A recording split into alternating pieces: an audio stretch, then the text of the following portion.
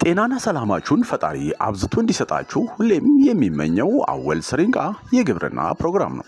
አወል ስሪንቃ የግብርና ፕሮግራም ሁልጊዜ ስለ ግብርና ብቻ ግንዛቤ ለመፍጠር ጥረት የሚያደርግ ፕሮግራም ነው።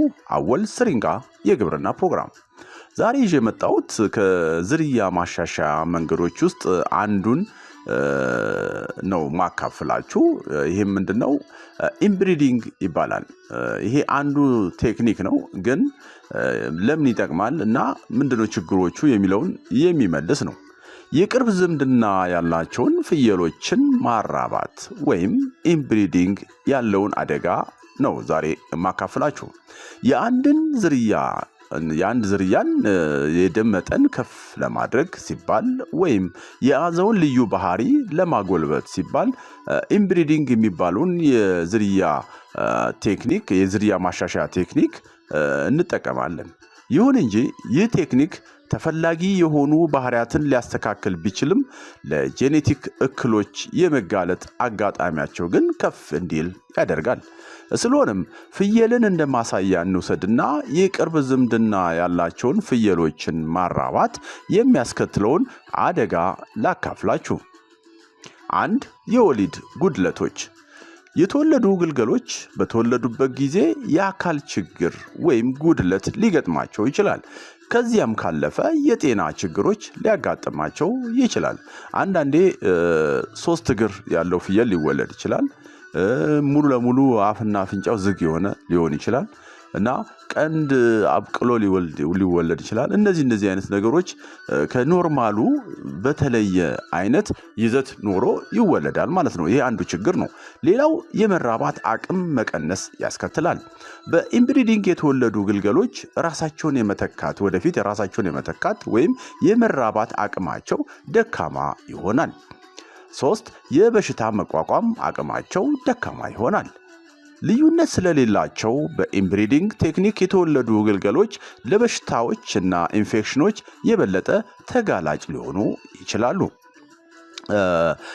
አንድ ዝርያ በሆነ በሽታ በቋሚነት የሚጠቃ ሲሆን የዛን በሽታ የሚቋቋም ሌላ ዝርያ አምጥተን በማዳቀል የበሽታውን የመቋቋም አቅም ከፍ የምናደርግበት ቴክኒክ አለ እና ይሄ በተቃራኒው ስለሆነ ተመሳሳይ የሆነ ደም ተመሳሳይ የሆነ ዝርያ ስለሆነ እያራባን ያለ ነው። ለዛ በሽታ ሁልጊዜ ሰሰብተብል የሆኑ ይቀጥላሉ ማለት ነው። ሌላው እድገታቸው ዘገምተኛ ይሆናል። የተወለዱ ግልገሎች እድገታቸው ውስንነት ይታይባቸዋል። እንዲሁም ትንሽ መጠን ኖሯቸው እድገታቸው ሊያበቃ ይችላል። አሁን ድዋርፍ ሆነው ማለት ነው። በነገራችን ላይ ይሄ አሁን መነግራችሁ እንደ ማሳያ ፍየልን ወሰድኩ እንጂ ለሁሉም እንስሳ ነው። ኢንብሪዲንግ የሚባለው ወይም የቅርብ ዝምድና ያላቸው ማንኛውም ኦርጋኒዝም በሚራባበት ወቅት የሚፈጠር ክስተት ነው እየነገርኳችሁ ያለሁት። እንደ ማሳያ ፍየሎችን አነሳው እንጂ ማለት ነው። ይሄ አንዳንዴ በሰውም ሊከሰት ይችላል። በነገራችን ላይ ወንድምና እህት አንድ አልጋ ላይ ይተኙና በሰይጣን ይሳሳታሉ።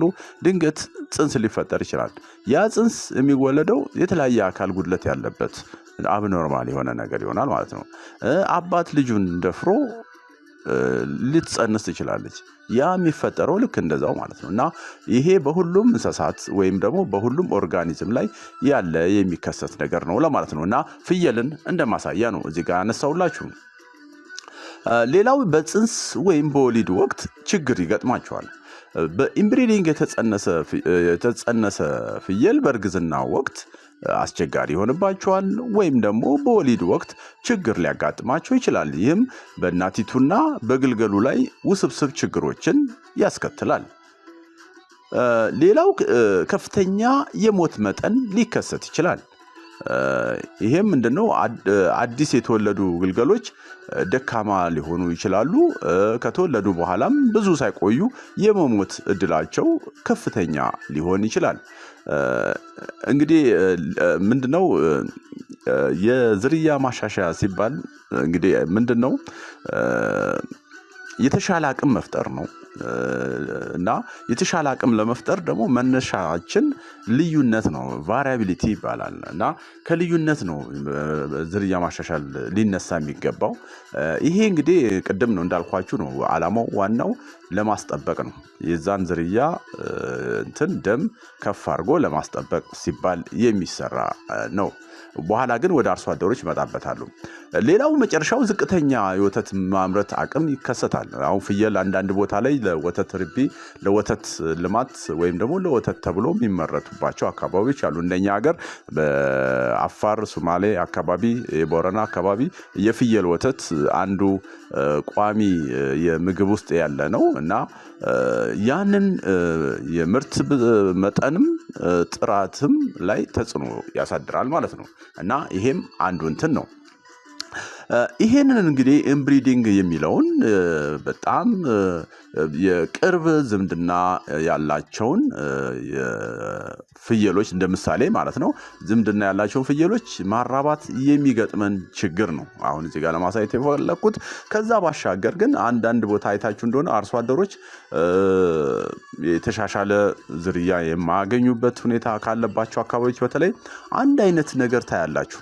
አንድ አይነት እዛው እናትየዋ የወለደችው ልጅ አድጎ እሷን ይሰራታልና እሷ የምትወልድበት ሁኔታ ይኖራል እና የሞርታሊቲ የሞት እድገቱ ከፍ ይላል። እንደዚሁ ደግሞ በቀላሉ ዲስተርብ ይሆናል ወይም ደግሞ በተለያዩ በሽታዎች የመጠቃት እንትናቸው አቅማቸው ውስን ይሆናል። እነዚህ አይነት ነገሮች አሉና ይሄንን እንግዲህ አርሶ አደሩ ጋር በደንብ ልንመክር ይገባል ማለት ነው። እና ያስታውቃል አንዳንድ ቦታ ላይ ቫሪያቢሊቲ ልዩነት አታዩም። አንዳንድ ሁሉም ቀይ ሆኖ ሁሉም እንደዚህ ነጭ ሆኖ ከአንድ ቤተሰባዊ ስለሚነሱ ማለት ነው። እና ይሄ የራሱ የሆነ ችግር እንዳለበት ግንዛቤ ለመፍጠር ያህል ነው። እና እንግዲህ ዛሬ ያው ስለ ፍየል በዚህ በፍየል መልክ አነሳው እንጂ ይሄ ለበግም ይሰራል፣ ለላሞችም ለከብቶችም ይሰራል፣ ለሌሎችም እንስሳዎች ይህ ሳይንስ ይሰራል። ዋናው ነጥብ ግን ዝርያ ማሻሻል ሲባል ከልዩነት ተነስተን ነው የምናሻሽለው። አንድ በሽታ የሚቋቋም ዝርያና አንድ ጥሩ ምርት እየሰጠ ግን በሽታ የማይቋቋም ዝርያን በማቀላቀል ነው የተሻለ ነገር የምንፈጥረው። አንድ እሱ ነው። ሁለተኛ እንደው ያው ወደ ሰብልም ብታመጡት ለምሳሌ የዝናብ እጥረት ላለባቸው አካባቢዎች ቀድሞ የሚደርስ ዝርያ ትኩረት እናደርጋለን። ምርቱ ግን ደካማ ሊሆን ይችላል ቀድሞ ስለሚደርስ። ስለዚህ የተሻለ ምርት ያለውን ቀድሞ ከሚደርሰው ጋር አንድ ላይ በማዳቀል የተሻለ ነገር እንፈጥራለን ማለት ነው። ሁለቱንም የጠበቀ ማለት ነው በአንጻራዊ ማለት ነው። እና እነዚህ አይነት ነገሮች ናቸው እንግዲህ ዝርያ ማሻሻል። እና የዛሬው ሐሳቤ ግን የተመሳሳይ ፋሚሊ ያላቸው ወይም የቅርብ ዝምድና ያላቸውን ስናራባ ፍየል ሊሆን ይችላል፣ በግ ሊሆን ይችላል፣ ሌሎችም እንደዚሁ ከአንድ ዝርያቸውን ከማስቀጠል ከመጠበቅ አኳያ ካልሆነ በስተቀር በሰፊው ለማርባት የሚመከር ነገር አይደለም ለማለት ነው። እና ያው እንደው ጥንቃቄ ለማለት ያህል ነው ዛሬ በአጭር መልክ በዚህ መልክ የመጣሁት። በቀጣይ እንግዲህ ደግሞ ሌሎች ላይ መለሳለሁ። እስከዛው ቸር እንሁን። ቻው።